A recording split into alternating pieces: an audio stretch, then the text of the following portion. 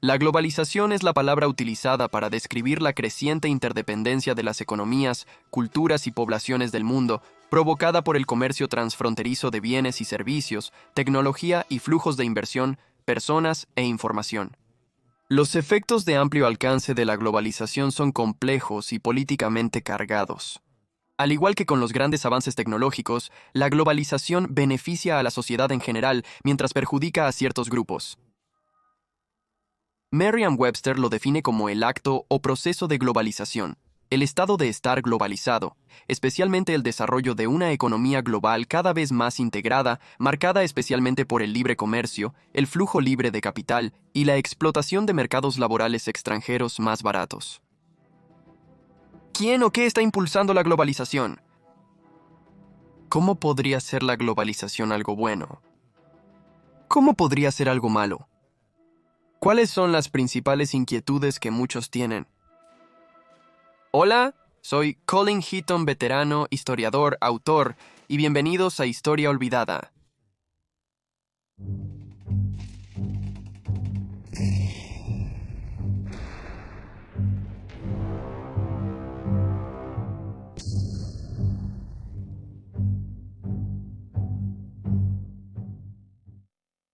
Se atribuye al economista estadounidense de origen alemán Theodor Leavitt la creación y acuñación del término globalización en un artículo de 1983 titulado La globalización de los mercados. Para muchas personas, la globalización es la uniformidad de las naciones en una sola entidad, un acuerdo mutuamente acordado que conecta el comercio, las monedas, la inmigración e incluso la política. Para otros, la globalización es un llamado a un superestado socialista donde las naciones independientes perderían su autonomía, sus poblaciones perderían sus derechos individuales y leyes, identidades y culturas, y se absorberían en un movimiento mundial para mejor o peor. Ejemplos de globalización incluyen organizaciones intergubernamentales. La globalización ha hecho posible que se creen organizaciones internacionales a través de tratados entre muchos países diferentes. Ejemplos incluyen la Unión Europea, las Naciones Unidas, el Banco Mundial, la Organización Mundial del Comercio y el Fondo Monetario Internacional. Dos acuerdos intergubernamentales. Muchos gobiernos en todo el mundo han participado en tratados o políticas comerciales que facilitan la inversión y el comercio internacionales. Estos acuerdos de libre comercio, como el Tratado de Libre Comercio de América del Norte, Tratado de Libre Comercio de América del Norte y el Acuerdo Económico y Comercial Global, ASG, son ejemplos. 3. Las multinacionales operan en muchos países. La globalización permite la existencia de negocios multinacionales, como los de Estados Unidos y China. Por ejemplo, la globalización permite a las grandes corporaciones de Estados Unidos vender sus productos a México, Europa, África, Sudamérica, Australia y China. Algunos argumentarían que ya estamos globalizados en cuanto a nuestras economías e intercambio de monedas, y eso puede ser muy cierto. Sin embargo, esta no es una condición nueva o única.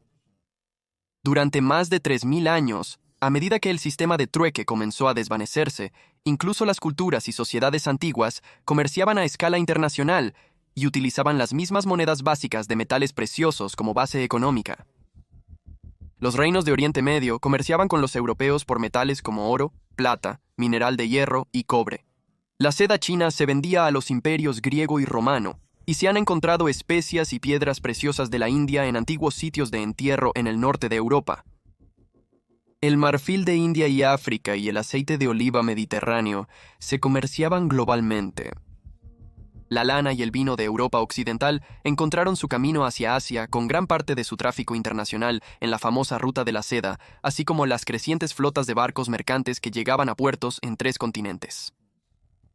Estas eran de hecho transacciones internacionales dinámicas y el comercio florecía, pero ¿era esto verdadera globalización? Algunos argumentarían que sí, y solo se expandió con el inicio de la Revolución Industrial. Más personas, más riqueza y una mayor variedad de productos podían ser enviados más lejos y más rápido y en mayores cantidades que nunca antes. Con el crecimiento de la industria, ciencia y tecnología, el mundo se reducía. Algunos también argumentarían que el Tratado de Libre Comercio de América del Norte, así como la Organización Mundial del Comercio, son ejemplos de globalización, pero eso solo afecta al comercio, no a los gobiernos y sus sociedades. Bajo estos planes, las naciones mantienen su independencia y su gente puede elegir su propio camino. ¿Esto puede ser considerado globalización? Yo digo que no en el sentido más estricto. La verdadera globalización significaría crear una hegemonía de todas las naciones, todas las culturas, en una coalición de los dispuestos a acatar, ser gobernados por una única entidad estatal aprobada. Es cierto, una globalización desenfrenada significaría seguir el ejemplo de la Unión Europea que, según investigaciones recientes, muestran una correlación, aunque menor. Las naciones individuales de Europa que se unieron a la Unión aún mantuvieron sus propias elecciones nacionales. Sus mandatos eran de Bruselas, Bélgica. Los globalistas se oponen al capitalismo o al libre comercio a través de las fronteras y lo consideran como proteccionismo, una política económica que intenta proteger a las empresas nacionales de la competencia extranjera y los mercados laborales. Los verdaderos globalistas quieren mucho más que eso. Las naciones de la Unión Europea también tenían muy poco que decir en sus propias políticas nacionales de inmigración. Su moneda unificada fue un éxito económico, pero sus fronteras abiertas entre naciones no fueron la jugada inteligente que yo diría. Quizás la nación más inteligente de Europa en unirse a la Unión Europea fue Gran Bretaña, que mantuvo su propia moneda, la libra esterlina, y no adoptó el euro. Y esto los convirtió en un factor poderoso en lo que respecta al comercio internacional y al poder económico. Tras el Brexit, donde Gran Bretaña votó por salir de la Unión Europea por sus políticas de fronteras abiertas y la incapacidad de aplicar sus leyes de inmigración, naciones como Polonia, Austria y Hungría han fortalecido su seguridad fronteriza para protegerse de la inmigración descontrolada. Otras naciones de la Unión Europea como Bélgica, Francia, Suecia, Noruega, Irlanda, Países Bajos y Alemania pagaron el precio por ser ingenuos y altruistas con respecto a sus aplicaciones extremadamente liberales de la ilogicidad. Muchas de estas culturas, especialmente algunos musulmanes, no logran asimilarse a sus culturas adoptivas. A menudo se niegan a seguir incluso las leyes locales, y en algunas ciudades han establecido sus propias microcomunidades privadas separadas de la población principal. Estas son a veces áreas muy peligrosas para los no musulmanes entrar. E incluso muchos departamentos de policía no entrarán en estas áreas, donde los locales a menudo practican la ley Sharia. Por ejemplo, un informe de la BBC citó a un oficial de la Policía Metropolitana de Londres llamado Roberto. Él declaró: en cuanto a las zonas prohibidas en Londres con el crimen de pandillas en Londres, hay áreas a las que no entrarías como un par de policías en un coche debido al miedo de que te tiren cosas cuando estás conduciendo por ciertos estados. Botellas, etc. Los jefes habían dicho a los oficiales que evitaran usar uniformes en ciertos lugares de la capital. Además, la policía sueca ha nombrado decenas de áreas vulnerables marcadas por la criminalidad. El estudio, una actualización del informe anterior de 2015, nombra 61 lugares con bajo estatus socioeconómico, donde la criminalidad tiene un efecto significativo en la comunidad. Se informó localmente que aquellos que viven en estos lugares a menudo también son vulnerables a la radicalización religiosa. De las áreas, 23 se consideran especialmente vulnerables donde existe una renuencia generalizada a participar en el proceso judicial y la situación se considera aguda. Algunos de estos inmigrantes que ingresan a los países occidentales están tan radicalizados que incluso realizan asesinatos por honor, como el caso de Norfala al-Malik. Norfala al-Maliki, que es una mujer iraquí estadounidense que vive en Arizona, fue asesinada por su padre por volverse demasiado occidental al atropellarla con un coche en un asesinato por honor. Luego huyó a Egipto para evitar el procesamiento. La globalización también falla en tener en cuenta los procesos de pensamiento radicales y el sentido de derecho que ciertos grupos traen a sus naciones adoptivas. Por lo tanto, tener una única entidad gubernamental para hacer cumplir las leyes universales y alterar los procesos de pensamiento cultural parece bastante improbable, y muchas naciones y sociedades no querrían cambiar sus costumbres. Citando el informe del Parlamento Europeo, Europa está siendo actualmente abrumada por una ola de violaciones cometidas por migrantes musulmanes. Particularmente en Escandinavia, las violaciones a mujeres y niñas blancas están en aumento. Los migrantes musulmanes consideran a estas mujeres como ciudadanas de tercera clase. En la ciudad inglesa de Rotherham, 1.400 mujeres y niñas blancas fueron objeto de abuso, violación y asesinato por pandillas musulmanas durante años. Muchos de estos incidentes son violaciones en grupo. Muchos consejos municipales locales en Inglaterra, Suecia, Noruega y Dinamarca saben muy bien cómo están las cosas, pero ocultan la situación real por miedo a ser acusados de racismo. Lo cual es ridículo, ya que el Islam es una religión y no una raza. Sí, a pesar de todo esto, aún se presentan cargos por violación. Por lo general, son los perpetradores y no las víctimas los que son tratados con indulgencia, porque los perpetradores afirmaron que las mujeres habían consentido tener relaciones sexuales. Si estos abusos son denunciados por políticos locales, a veces son condenados por difamar a grupos étnicos. Estas naciones enfrentan violencia interna, terrorismo, alta delincuencia, presión en servicios sociales, competencia laboral entre locales e inmigrantes y problemas culturales. Las mujeres han sido tratadas con indulgencia porque los perpetradores alegan que ellas consintieron, principalmente entre inmigrantes africanos y del Medio Oriente. La globalización no incrementa los trabajos ni mejora la vida laboral. Redistribuye trabajos moviendo la producción de países costosos a países más baratos. Esto implica que países con altos costos suelen perder empleos por la globalización, con la producción yendo al extranjero, como las empresas estadounidenses que se mudan cuando sus costos e impuestos son elevados. Globalistas como George Soros, adversario de la libertad, nos harían abandonar nuestras monedas nacionales por una universal y fácilmente manipulable. Por supuesto, él y su élite gobernarían las finanzas. Eliminarían los bancos nacionales e instituciones financieras independientes y controlarían la moneda mundial desde un único centro financiero monolítico. Esta organización sería administrada por lo que George Orwell llamó aquellos que son iguales por encima de los demás. La globalización moderna también significaría el fin de la política nacional individual si personas como el socialista Soros tuvieran su manera de actuar.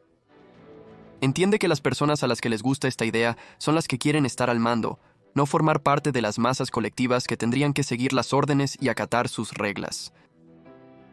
Los líderes no seguirían sus leyes, ya que la globalización los convertiría en ley y las masas carecerían de recursos legales. Otro problema con la globalización es determinar quién controlaría la educación, cómo sería eso y cómo afectaría a miles de culturas diferentes.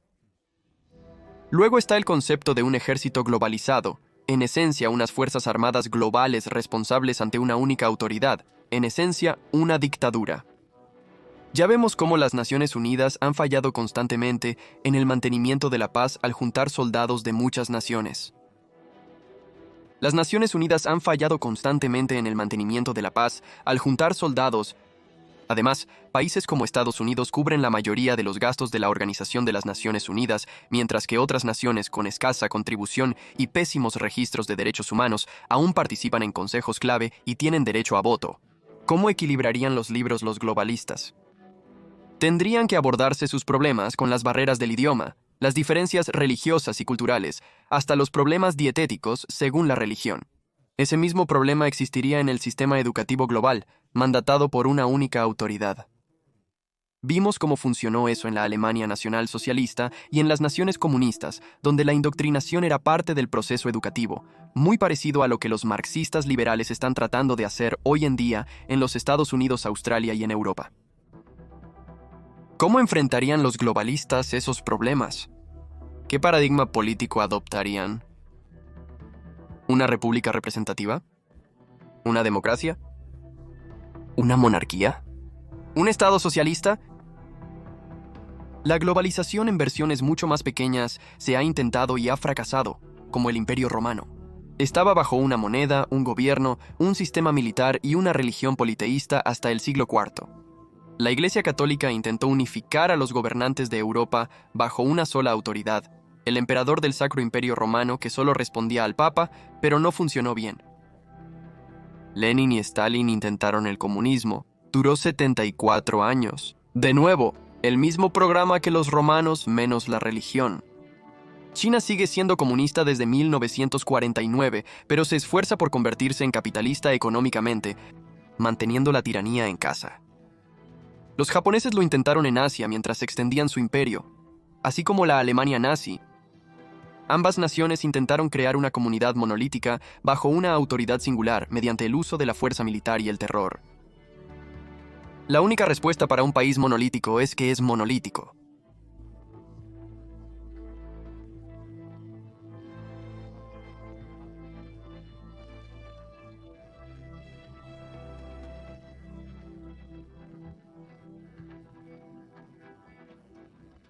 Puede que sea el programa que los globalistas quieren adoptar mientras la élite vive bien, aún ganan dinero con el trabajo esclavo de otros, roban propiedad intelectual y el gobierno dicta cada aspecto de sus vidas. Existe escaso clamor público por temor a represalias.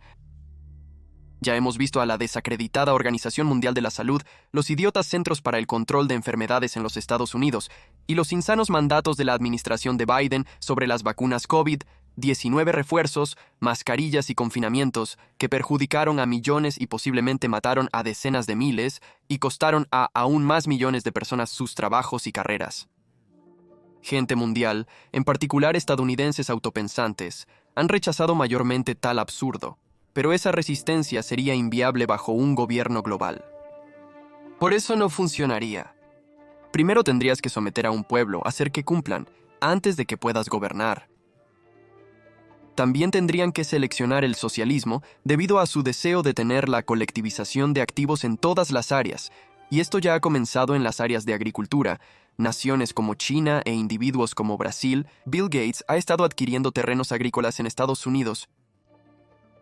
Uno de los conceptos más insanos es eliminar la industria de la carne a favor de la carne cultivada en laboratorios. El control de la agricultura es controlar a una población, y también es un problema de defensa nacional. La globalización elimina la preocupación nacional en favor de la nueva y ampliada matriz controlada centralmente. Volviendo a los problemas de la moneda, los globalistas quieren que todas las monedas se cambien a una moneda digital. Esta es una mala idea en muchos niveles. Un programa de este tipo daría al gobierno globalista, o incluso a un gobierno individual al pasar a lo digital, los medios para controlar en qué gastan las personas su dinero, determinar si de hecho pueden gastar su propio dinero en los artículos que desean tener, e incluso restringir la cantidad de dinero que pueden gastar en su totalidad. Bienvenido al socialismo. Podrían seguir tu dinero con más facilidad. Podrían cerrar tus transacciones, y si el gobierno decidiera que no quiere que compres una cierta propiedad, un cierto automóvil o incluso armas de fuego, podrían cerrar tu cuenta. Entonces, el gobierno global debería redactar nuevas leyes para el colectivo. ¿Cómo podrían codificar leyes y mantener la Declaración de Derechos de los Estados Unidos para esas personas o las leyes de otras naciones? ¿Permitirían que la primera y segunda enmiendas se volvieran globales? No, pues los regímenes totalitarios rechazan la libertad de expresión y una población armada resistente. Por eso los europeos están ahora a merced de sus gobiernos y de la Unión Europea. ¿Qué hace pensar a los globalistas que India y China, las dos poblaciones nacionales más grandes, aceptarían ser gobernadas de esa manera?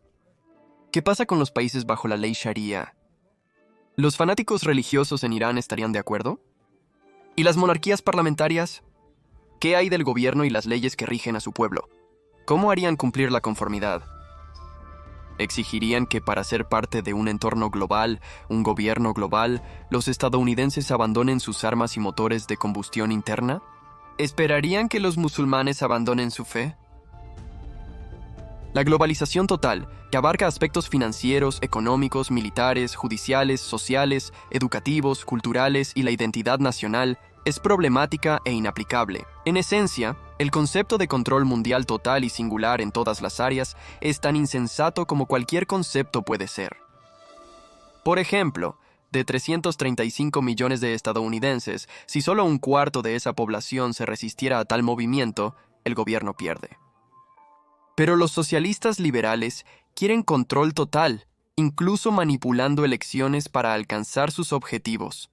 Por eso Biden abrió la frontera. Incluso los departamentos de Justicia, Seguridad Nacional y la Patrulla Fronteriza reconocen que al menos 6 millones, si no más de 8 millones de inmigrantes ilegales han cruzado a los Estados Unidos con la bendición de la administración de Biden, violando la Ley Federal de Inmigración. Más de 200 de los hombres capturados estaban en la lista de vigilancia de terroristas de Estados Unidos e internacionales. La única pregunta es cuántos escaparon a la detección, sumándose al número total no verificado. Esta migración masiva sin restricciones es parte del globalismo. Estas personas llenan las ciudades de Estados Unidos agotando recursos, elevando la delincuencia y tensiones sociales, y muchos no se asimilan. Solo estos hechos por sí solos ilustran que la globalización social, económica y cultural completa es una fantasía marxista liberal. Si la globalización se limitara simplemente a la economía empresarial, es posible que más personas la aceptaran. Pero los socialistas no están emocionados. Están aceptando medidas a medias. Soros, cuya familia se benefició en el Holocausto de 1944 entregando a judíos y confiscando su riqueza, no apoya medidas a medias. Gente como él nunca viviría bajo las leyes que espera que todos obedezcamos. Finalmente, la única forma de resistir este intento de control total es resistir efectivamente votando, construyendo coaliciones civiles de personas con ideas afines y asegurándonos de que tenemos funcionarios electos que comparten esas preocupaciones. Pero solo recuerda que nosotros no somos el mundo. Somos estadounidenses, con nuestra historia, cultura unificadora, moneda, costumbres sociales y leyes, y un profundo sentido de lo correcto y lo incorrecto. Otras naciones poseen sus propias historias, orgullo e identidades. Así que dejémoslo así. Gracias por ver el episodio de hoy de Historia Olvidada. Si disfrutaste este episodio, considera hacerte miembro del canal. Para más videos como este, suscríbete a nuestro canal de YouTube y únete a Patreon. Esto nos permitiría compensar el creciente costo de producción. Como siempre, da me gusta, comparte, comenta. Si tienes ideas para un programa, contáctanos, te responderemos pronto. Hasta la próxima vez.